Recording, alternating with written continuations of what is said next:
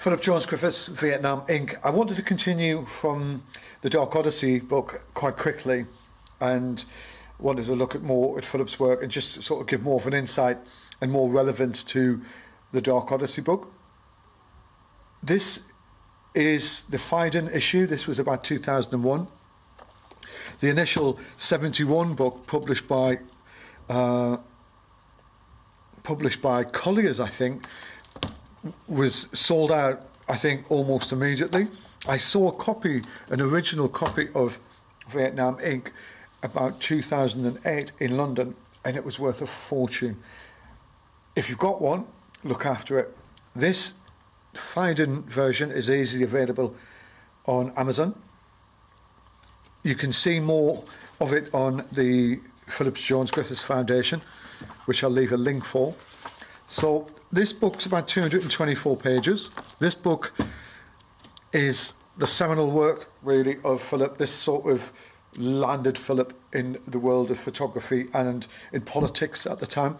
It was a book which was well received by the American public, and it was a real instigating factor within the change of public opinion. And I'm not being too flippant on that, and I don't know too much about it because I wasn't around, and it's what I read and what I'm aware of, and my discussions with Phillip. Phillip knew the importance of this book and was pleased with the importance of this book. And, you know, quoting off other people, it shows the brutality of war, it shows the realism of war. But it shows Phillip's approach, and Phillip was not just there to photograph GIs and in the middle of trenches, and he wanted to show what it was. He wanted to show life as it went on. When he wanted to photograph the people and let you see the raw element of it all. And he wanted to show, really, I think, the effect America was having in Vietnam, no matter the sides, no matter who was right or wrong, but he just wanted to show that how big this massive nation was having on this other culture at the other side of the planet. And I think he did that so well, and he really gave a human aspect to the Vietnamese as well. And he had a love for the Vietnamese, he had a passion for the Vietnamese, and this was the starting point. And in hindsight, you're looking back as he progressed after Vietnam, and he went back and kept going back. His love affair grew. But I think that it's interesting when you look at what I'm trying to get at is when you look back in hindsight, it's easy to sort of see he's had an infatuation and a reason for wanting to go back. But I think the minute he landed, he had something he wanted to say, and it's coming out with the pictures. So this is an intro by Noam Chomsky. This is like I said, this is 224 pages. This is the 2001 edition. I got it signed. In fact, somewhere in here, I use a photograph as a bookmark. I'll find it. It might come out. There's a picture of my son with Phillip. So here it is. Now Phillip wrote the words for this.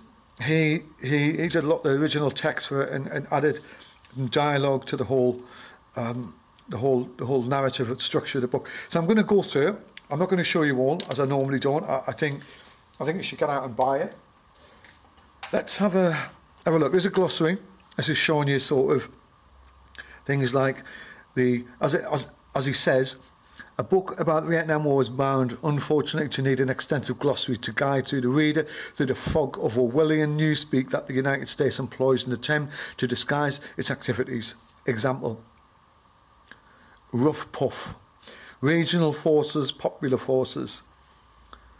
There's another one here. Vietnamization, favourable term for the process of turning over our efforts to the Vietnamese people. So that's that page. And then we've got Phillip's introduction here. This picture you might recognise from Dark Odyssey. Let's come down. I mean, the pictures are beautiful. 1960s, it's just ahead of its time.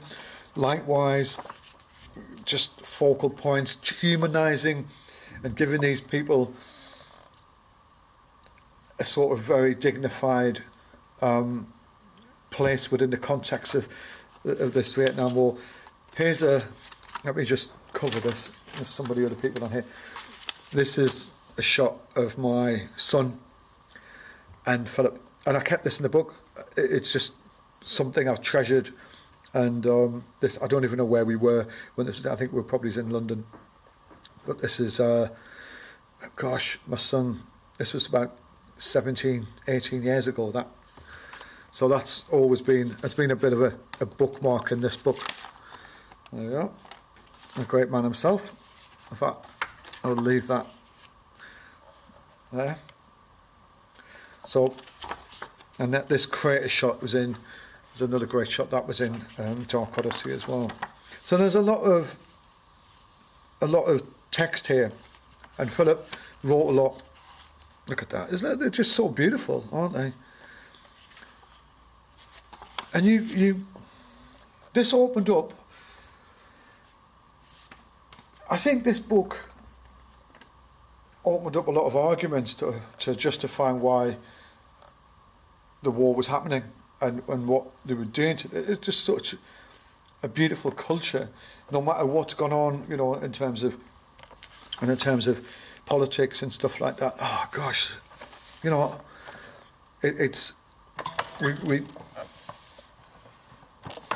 I think the American population sympathised here with this lifestyle and life and people, and didn't want any of their sons or daughters killed anymore in Vietnam. Look at this shot. And I'm not going to profess to know too much about this, and I don't want to preach about Vietnam. What I want to look at is some amazing shots. What a shot that is. I've seen it, but I've not took much notice of it. Look, you've got the detail there. That is so beautiful. What a shot. Philip's told me he used to sit around. He would see a shot and he would sit around for days until he could get the shot. And he had such determination. He was so dogged in his approach. And I remember working with him. This shot here is that controversial shot with the Viet Cong soldier, which led to a lot of issues later on when other people wanted to use it. More text. This is the Phaidon, I think it's the Phaidon Press postcard. I just need to come up a little bit there and bring that back in. That's it. I'll come close if I see any more great shots. Saying that, there's so many great shots. That shot there, look at that. That shot we looked at in Dark Odyssey. I've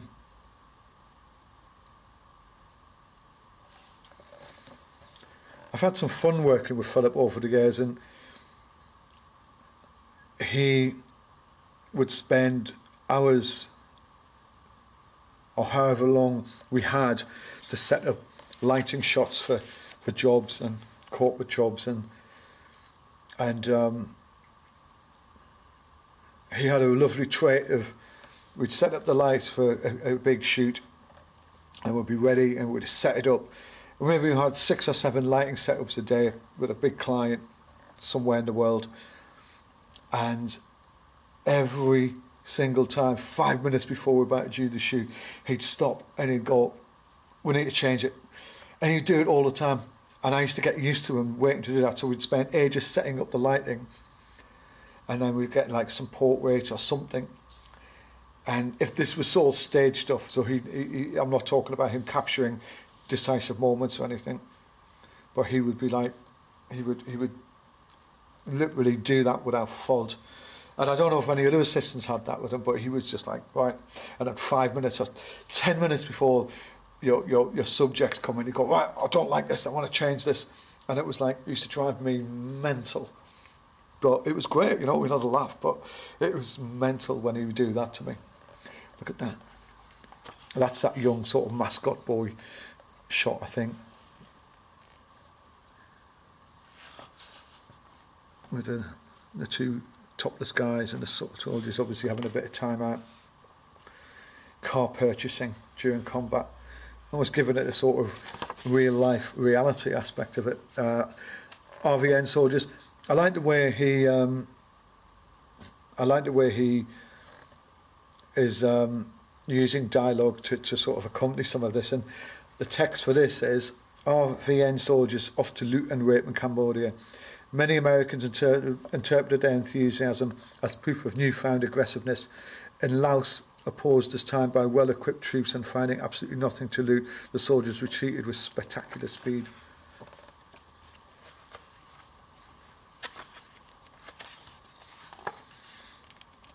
This is lack of equipment. The enemy, his lack of equipment is a source of wonder to the surrounded GIs. Surrounded this Viet Cong defected in the best Maoist traditions, caught in the wires of an automatic ambush. He produced a chai, a safe conduct pass, to classify himself as a rallier. I've no idea what that means, but interesting. Amazing. Philip's like really on the edge here. He's like living it. You know, Philip could be killed at any time. Unknown territory, all of this. And that's the sort of classic movie style GI, isn't it? The clarity of these shots looks amazing through the viewfinder here when I'm looking at them. And I'm looking at 50-year-old shots, and they're just sublime. They really tell a story. They're really telling a story of, is it American aggression? How would you look at it? Talk about it. Let's talk about it. I have no words for it, really. Philip's really bringing it all home with this, isn't he?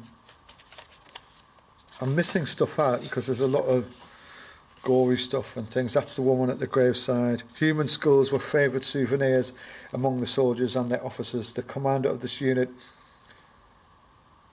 carried around a skull as his farewell party. A mother opposite weeps over the grave of her dead son. Wow. What a juxtaposition of pictures that is, isn't it? I mean, that was once a Vietnamese soldier, and that was once a Vietnamese soldier.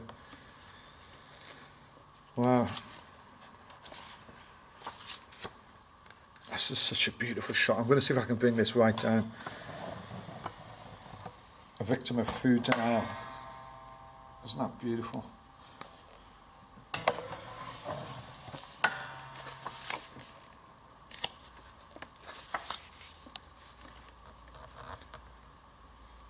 It's rather interestingly presented this, and even the new edition hasn't changed. You know, I think it's been left in its original form, and I think some of these pictures are so small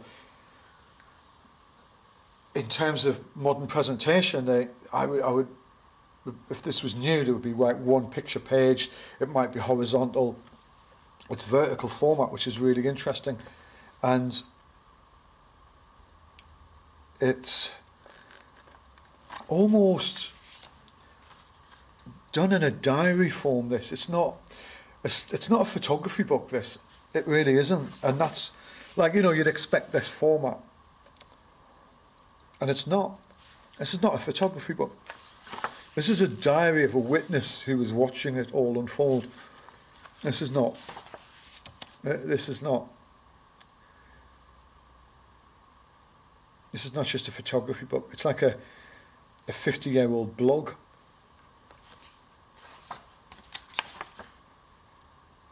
He's done a good job, you know. And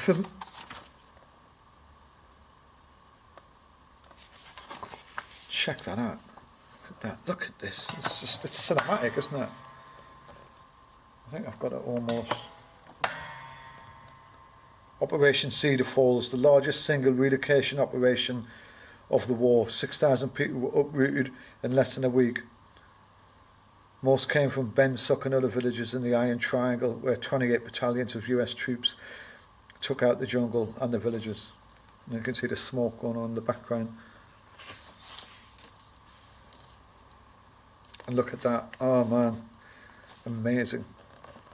And I mean amazing in the context of beautiful photography. And I'm not going to justify my thoughts on anything. I'm just trying to make light of some of this. It's a lot of information to take in, and I'm by no means an expert to pass judgment, or even be silly enough to pass judgment, or these kids looking at Western cultured magazines, interesting. Indigenous reading material, as I said.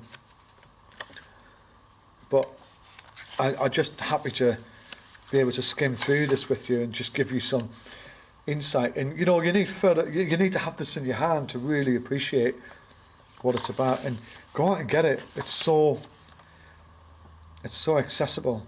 It's on Amazon. Let's find some more great pics. Look at that. Look at that. Beach assaults took place often for drunken parties and for attacking enemies. Wow.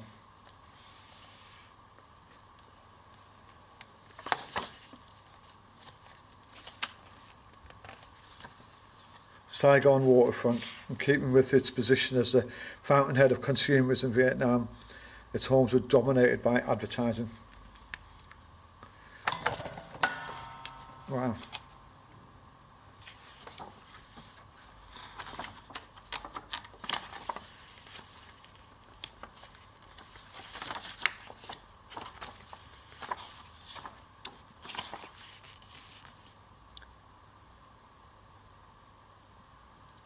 It's a movie poster for Bunny Girl. Don't know what that's about. So you can see Phil's gone from the war photographer to the street photographer to a really concerned individual photographing this.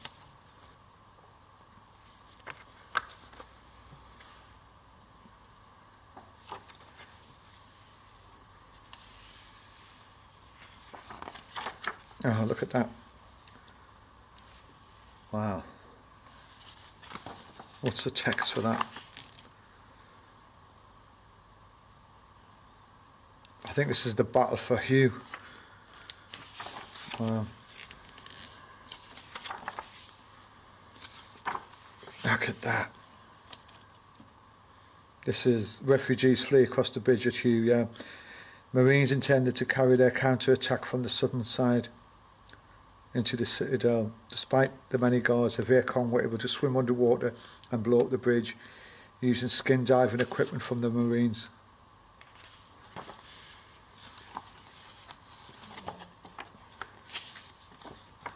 More dialogue, Battle of the Cities. This is really informed work. You need to sit through this and read this. And what an insight into Vietnam. We've seen the movies. That shot is the shot where the house is blown up, I think, a few minutes later. And this was in Dark Odyssey. On the battlefront, close air artillery support. So this is illustrating that artillery support and the casualties. That's one of his famous shots. There's some shots I don't really want to see of sad casualties of war. This is fires were started deliberately to drive out the VC, occasionally with napalm, but usually one helicopter trace of bullet was enough. That's that shot again. That's the fleeing refugee shot. I think that was in Dark Odyssey as well. Look at that. Great photographer, Mum. Totally. He's done an amazing job. And he continued it, and it's just, he saw all sides of it. He's seeing the war, he's seeing the relationship with the Americans in other shots they've got with the children. He's looking at the people in a much respected and dignified way. He's documenting it by hand, by his eye, by his brain, and he's delivered. And I can see why Vietnam Inc. was a total game changer in a lot of respects. And what a great legacy to leave. And it's just amazing. Look at that. You need to get this, get yourself a cup of tea and sit down and read it. And I think, it's a while since I've read through this. And I was inspired to bring it out again because I brought Dark Odyssey out, and I just wanted to show this as a sort of another chapter to Philip. It's beautiful. And he's covering the girls, the glam, I guess the sex industry and stuff like that. The you know, it's like the results of another culture going in and what happened, and you know, there's economies build up and people adapt, and it's incredible. But it's just a natural process, I guess. Drugs.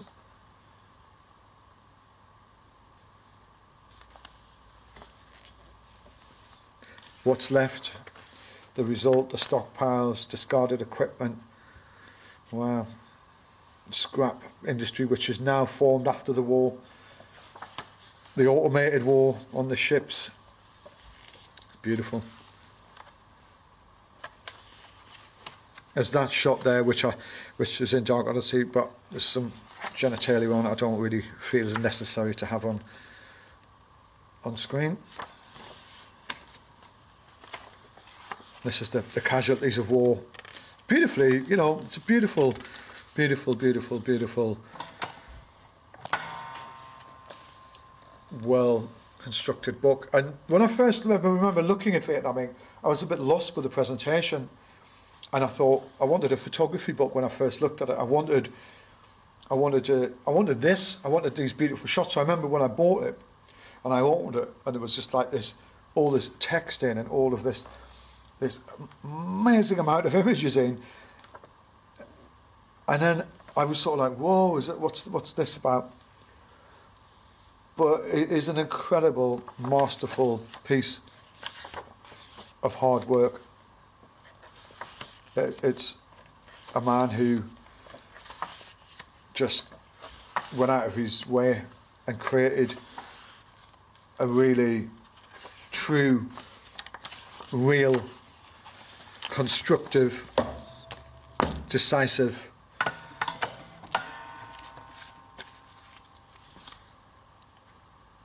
body of work. And rest in peace, Philip.